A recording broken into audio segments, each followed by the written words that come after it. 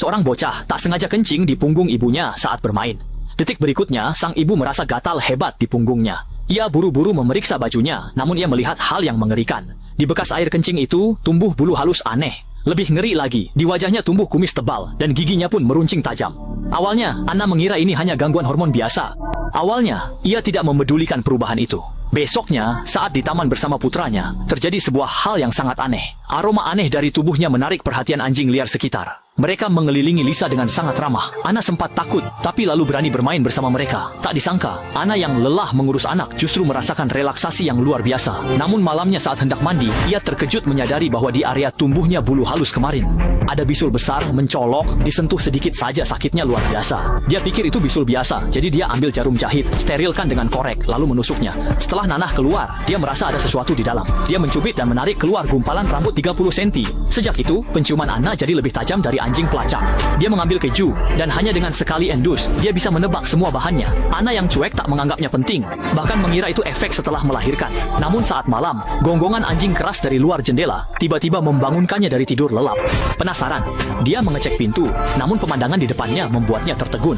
Kawanan anjing taman tadi kini duduk rapi di depan rumah, seperti menunggunya.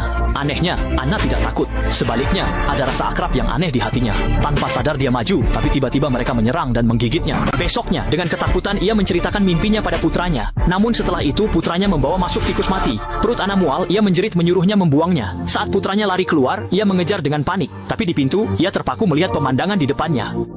Ternyata, di tanah kosong depan rumahnya sudah penuh dengan bangkai berbagai macam hewan.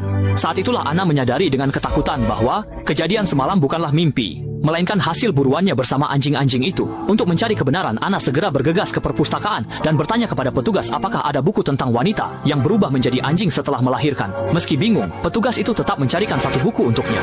Buku etnografi itu mencatat perempuan di Peru yang berubah jadi burung usai melahirkan. Anna sangat senang dan membacanya dengan lahap.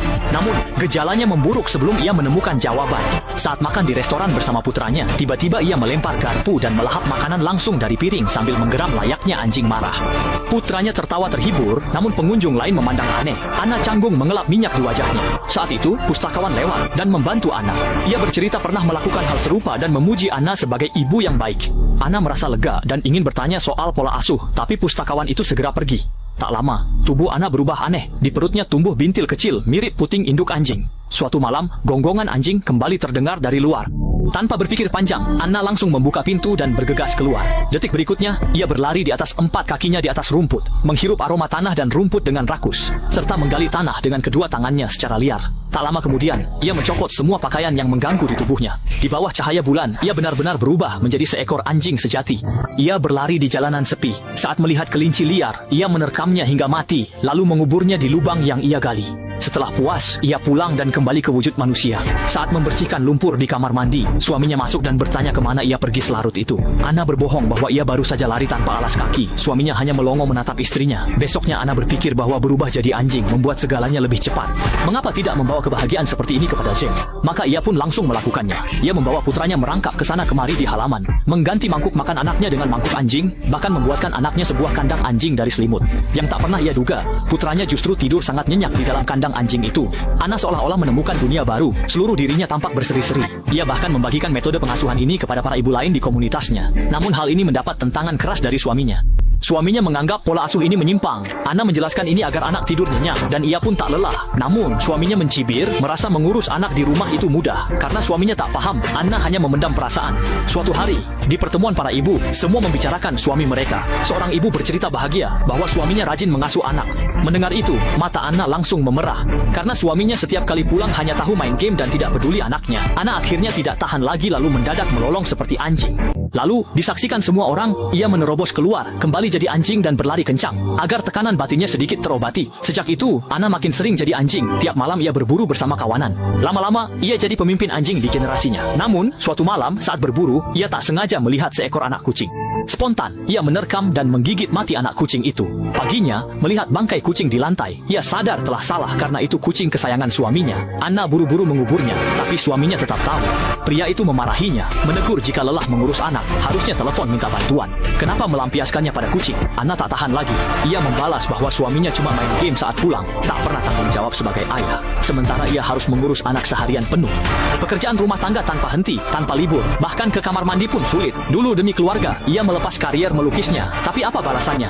Usai bertengkar, Anna minta pisah sementara demi asuh anak lebih adil. Suaminya setuju dan langsung membawa anak mereka pergi. Saat itulah sang suami kewalahan. Baru saja ia menyajikan mie, anaknya malah melemparnya ke lantai. Sang ayah hanya bisa canggung berlutut membersihkannya. Akhirnya, Anna punya waktu sendiri. Demi memulihkan fisiknya, ia rutin berlari dan kembali melukis demi mimpinya. Ajaibnya, saat hidupnya membaik, gejala anehnya pun hilang. Ternyata, itu hanya halusinasi akibat tekanan mental berat. Tak lama, suaminya pulang membawa anak mereka. Dengan rasa bersalah, ia minta maaf karena baru sadar sulitnya mengurus anak. Lalu berjanji akan membantu. Berkat dukungan suami, Anna fokus berkarir. Ia pun sukses menggelar pameran lukisan bertema ibu. Lewat kuasnya, Anna menuangkan kepedihan mendalam para ibu dan fantasi absurdnya ke kanvas. Tak disangka, karyanya menimbulkan resonansi yang sangat kuat, hingga tak terhitung banyaknya penonton menangis. Mereka melihat sisi tersembunyi seorang ibu di balik lukisan unik itu. Usai pameran, suaminya meminta maaf dengan sungguh-sungguh. Ia baru sadar telah mengabaikan pengorbanan Anna dan membebankan seluruh tanggung jawab keluarga padanya.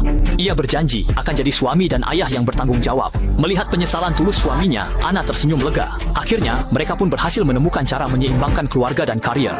Film pun berakhir.